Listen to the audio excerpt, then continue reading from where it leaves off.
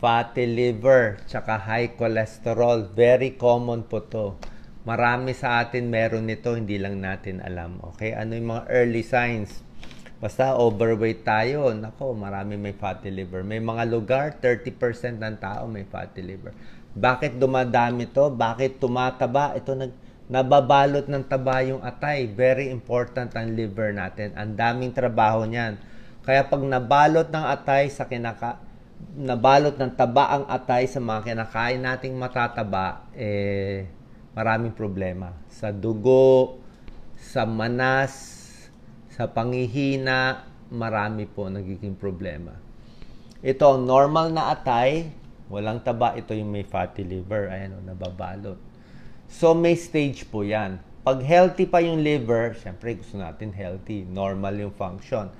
Pag marami tayong mga risk factors, papakita ko mga causes, diabetes, cholesterol, maraming fast foods, yan, nagiging fatty liver na siya. Papunta na dito ang sakit. So medyo may sira na yung function ng atay. Pero reversible pa. Pwede pa gumaling.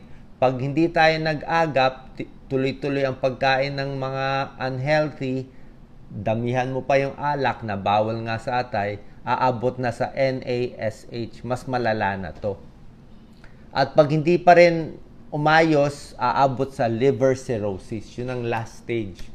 Pag liver cirrhosis, lumiit yung atay, tumitigas, parang puro fiber na yon, hindi na gumagana.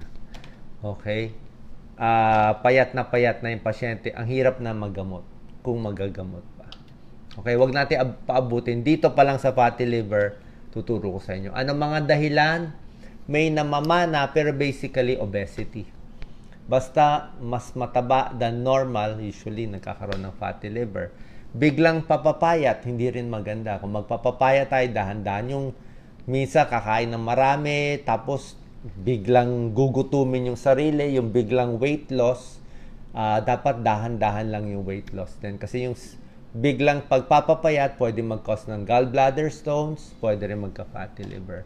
Mataas cholesterol, triglycerides sa dugo. Pag mataas cholesterol, syempre, mataas ang fatty liver. May diabetes. Pag diabetic, more prone sa fatty liver. Okay? So, yan ang atay natin. Ito, 8 early signs. Hindi naman lahat may warning signs. Pero ito, medyo early to, na baka lang may fatty liver ka. May clue. Number 1, malaki ang tiyan. Pag may belly fat, nakita nila, mas malaking chance magkaroon ng fatty liver. Okay? Number 2, mataas ang cholesterol. Pag mataas ang cholesterol, triglyceride, yan, connected siya sa liver health. Okay? Kaya pag nababa yung cholesterol, parang ginagamot mo rin yung fatty liver mo. High blood. Nakita nila po yung mga taong may fatty liver, 3 times more likely na may high blood sila. So, pag may high blood kayo, pa-check na rin yung ultrasound. Pa-ultrasound na rin yung atay, baka connected. Pareho kasi risk factors eh. Overweight, maalat, matataba kinakain, nagkaka-high blood, pati fatty liver. Okay? Mas pagod. Ito, hindi naman lahat. Pero pag nasisira yung atay, mas laging pagod, laging fatigue, yan o. Pwede rin masakit ang ulo. Yan. Ito, hindi rin ganun kadalas, pero pag sumasakit na po dito sa right upper quadrant, andyan yung atay natin, maraming possibilities, pero usually connected sa liver or gallbladder. Pag masakit dito, pag very sharp pain, pwedeng gallbladder stone, bato sa abdo. Pag masakit lang, pwedeng namamaga yung atay, fatty liver, or baka may bukol. Ayaw rin natin may bukol. Masama po yun, may bukol sa atay. Malakas kumain. Okay? May isang pag-aaral, pag nag-binge ka sa very oily, mga fast foods, nagugulo agad yung function ng liver mo. Tumataas. 'Di ba? Kung napanood niyo yung Super Size Me, 'di ba dati may isang, I think, writer siya, sinubukan niya, araw-araw siya nag-fast foods. 'Di ba? Tinry niya lahat fast foods, lahat matatamis. I think after 1-2 months, yung SGPT, SGOT niya, liver enzyme niya, lahat tumaas. Nasira yung atay. Ano? Laging gutom, laging naghahanap ng sugar, pwedeng isang sign na may sira din yung liver. spider veins, okay? Ito, nakikita to hindi lang sa fatty liver, more pa nga to sa liver cirrhosis or sa liver cancer. Minsan nasa muka, nasa dibdib, nasa tiyan, nasa balat natin, may makikita kayo parang spider na ugat-ugat. Pag diniin mo siya, nawawala yan, mawawala. Pero pag binitawan mo, babalik ulit. So, pwede nagbabara yung mga ugat, okay? So, nag-accumulate yung mga fats, hindi po maganda yan. Nangangati, makati kamay, makati ang katawan.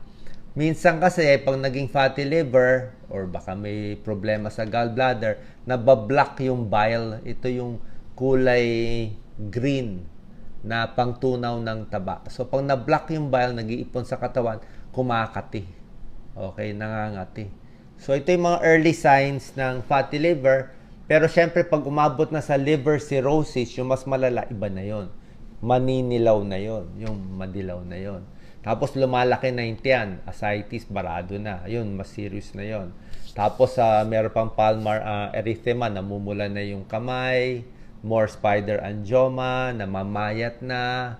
Yung pag nasugatan, hindi na gano'n nagbubuo yung dugo. So, iba po yon. Pinakita ko sa inyo, early signs, early warning signs na baka nag-uumpisa na masira yung atay. Gusto natin prevention eh.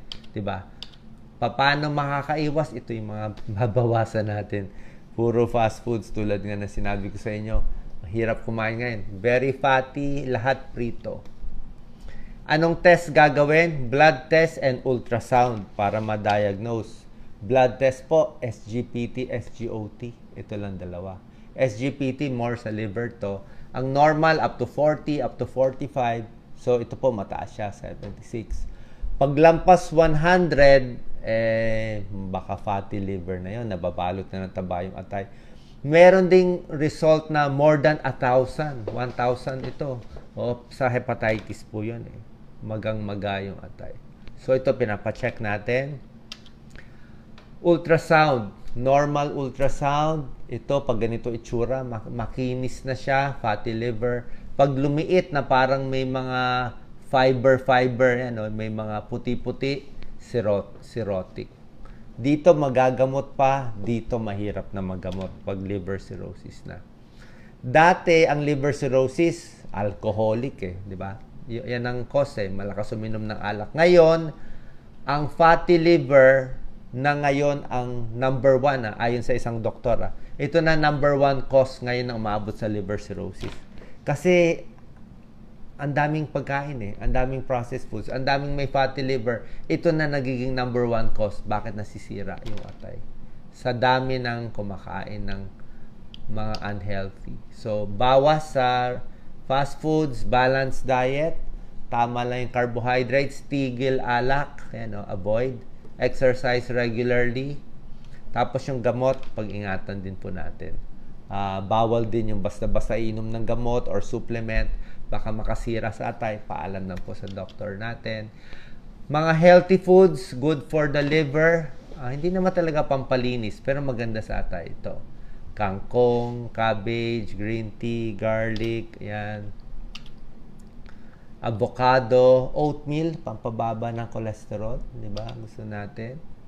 Good fats, avocado, nuts, wag lang masyado maalat. Ito po. Very healthy siya, mga antioxidants na gusto natin. O, tingnan na lang natin. Pero syempre, gusto natin yung mga local foods, di ba? Weight reduction, magpapapayat, number 1. Second, exercise. Number 3, tigil sa alak.